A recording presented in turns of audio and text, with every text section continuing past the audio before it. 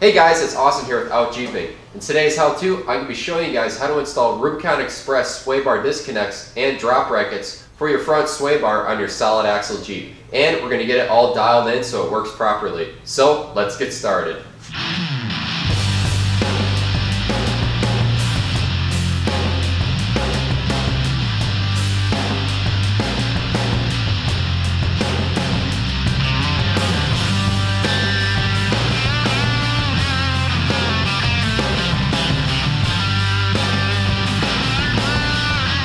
Alright, so what I currently have on my Jeep right now is just some rough country 4.5 inch sway bar links, and these are actually going to be too short with my 5.5 inch suspension.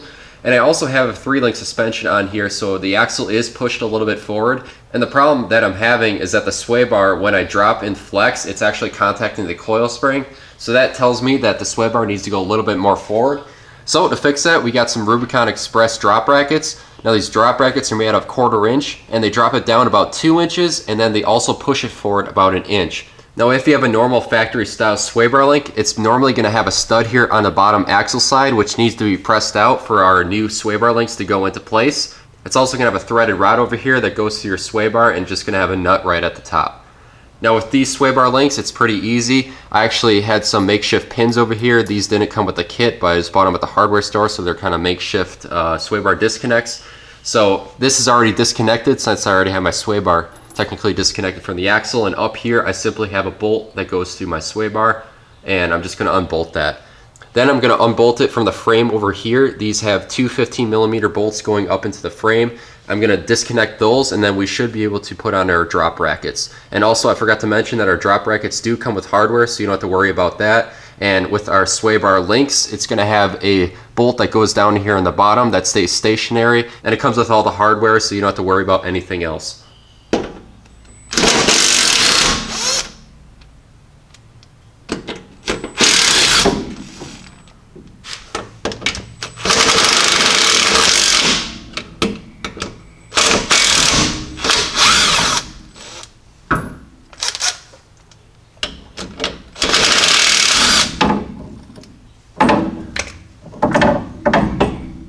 Alright, so now with our sway bar off, we can take our new drop brackets and put them into place, and they are going to be a mirror image on either bracket, and you can basically mount this any way you want to. You can either have it so the flat plate is out towards the outside of the vehicle, or you can have it in and then you would just have to put it on the other side.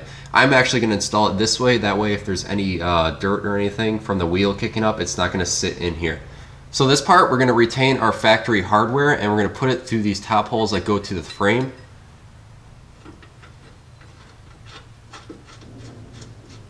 And then I'm going to go and tighten this up and make sure it still has a little bit of wiggle room, because these holes are a little bit large, and we want to make sure that our sway bar is all nice and firmly fitted before we tighten these up.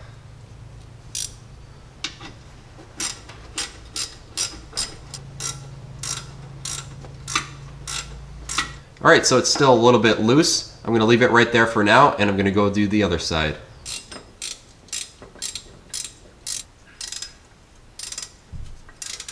Alright, so before we install the new sway bar, you're going to want to go ahead and take your old sway bar links off. And for these rough country ones, it's just going to be a 9/16.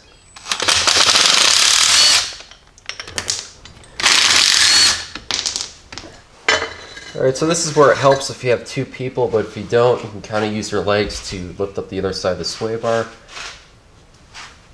Now you can either install these bolts facing down like this, or you can push them up. Or you can push them up like that and have the nut on the upper side, which is what I'm going to do. Feed them through the hole. We're going to put a washer up here on the top side. And then we're going to stick our nut up here. I put some anti-seize on these bolts because I live in the Rust Belt, and you don't have to worry about these loosening up because they do have nylon lock nuts.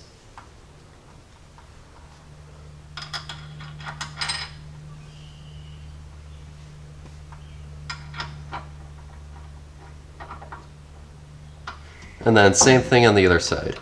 So I'm going to tighten up these bolts, not all the way tight yet, so that way they still have a little bit of wiggle room, and then we'll get our sway bar links in first, and then we'll tighten this all down together.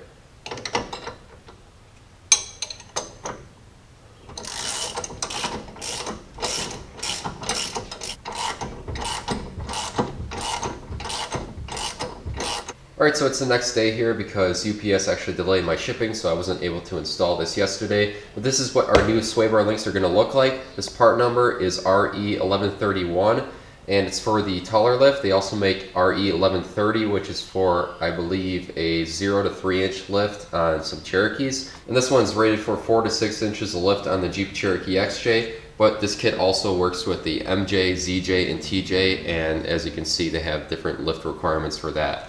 So let's take a look at what's all inside. Obviously we have stickers and we have instructions. We also have 2 of our links, and I actually took this apart earlier. It actually has threaded rod going all the way to the end, so these things have quite a bit of adjustability in them. They also have a locking nut, so wherever you want to put it, you can lock it. They got 2 Zerk fittings on either end because these are nice universal rubber mounts and you want to keep them greased up. And here we have our pins that we're going to install on the axle side, and then we also have our locking rings to keep them in place. That way it can be a quick disconnect because all you got to do is pull it off and pull off the sway bar link. Then we also have some hardware for our bolts, and then over here we have our brackets that are going to attach to the actual sway bar, and our joint is going to go right into there. And I forgot to mention the Rubicon Express drop brackets. The part number on that is RE9921. I'll put links in the description below on where you can find all this stuff. So let's continue installing these links. Alright, so for our bottom pins that are going to go onto the axle side, we're basically going to install it just like that. And once again, I'm going to put some anti-seize on these threads, that way they don't rust up. And then we're going to take our nut and put it on the back side. And this is going to be a nylon lock nut, so you don't have to worry about this backing out. And then since this is going to spin, I'm basically going to take something to stick through the hole where a pin goes through.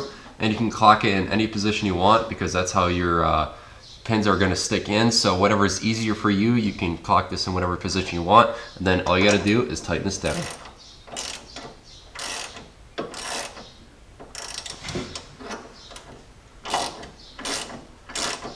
Alright, so with that tightened in place, we can go and do the other side.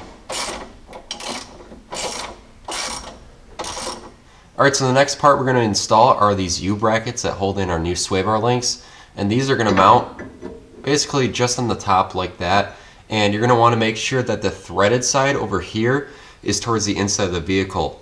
That way when we put our bolt in to thread in our sway bar link, it's going to be easy because that way we can access it from the outside. So once again, I'm just putting a little anti-seize on this bolt. This is going to be a 6mm Allen. So we're going to stick it on top like that, feed our bolt through the bottom, and then we're going to stick our nylon lock nut on top. And then the nut on top is going to be 11/16.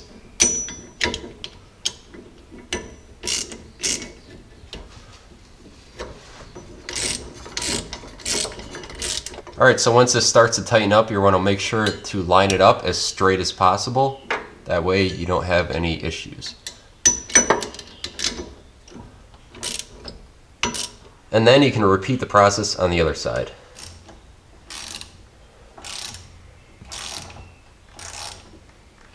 Alright, so before we install our new sway bar links, we want to make sure that we get this adjusted properly for whatever lift we have on here. And ideally for an XJ, we want to make sure that we have 15 degrees on our sway bar. And to measure that, we're basically going to go from joint up here to joint back here. And since the sway bar actually does have a little bit of curve to it, I'm going to take a straight edge, and that way I should be able to go to center point, and then make sure that it's at 15 degrees. So I got my straight edge, and then I have my little magnetic angle finder right here, and I zeroed it out on a level spot on the Jeep. So I'm just going to line that up there.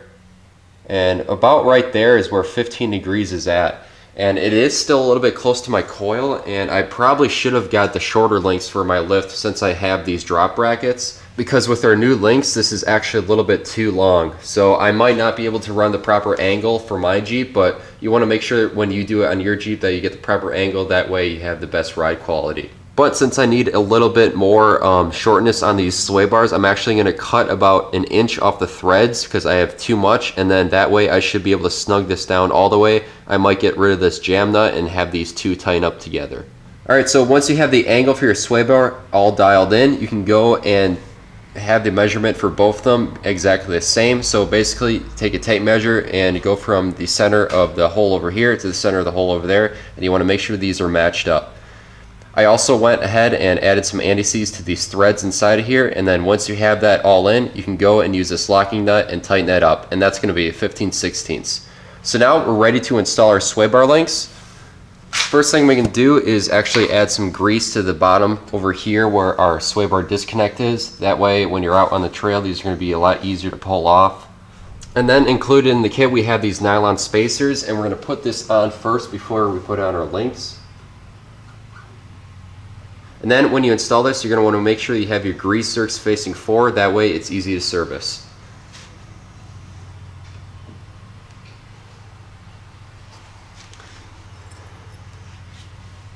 And then we can take our pin, and then you can push it through, and then it snaps right into place. So now we're ready to install the top side, and they come with these Allen bolts over here along with a tooth washer to help lock it into place.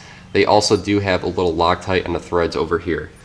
So now we'll stick it through the hole, and then we can thread it in onto the back side.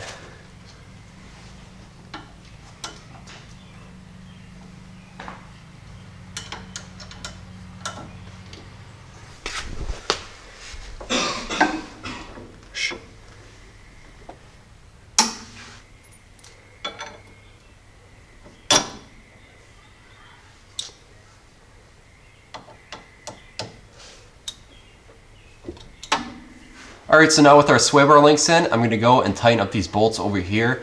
We got two 15mm bolts that go straight to the frame, and then we got 3/4 inch bolts over here that go from the sway bar to our bracket.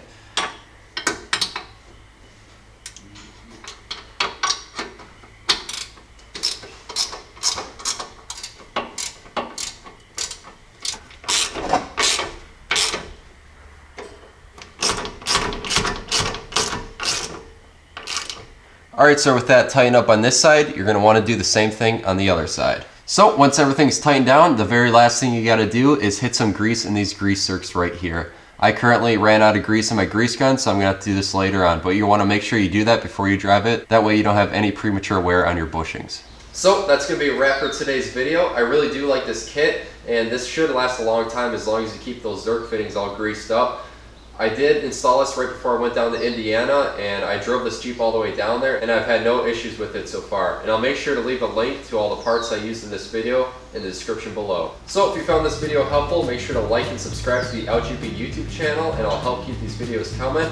And if you have any questions or comments, make sure to post them below, and I'll be happy to answer. So until next time, I'll see you guys in the next video.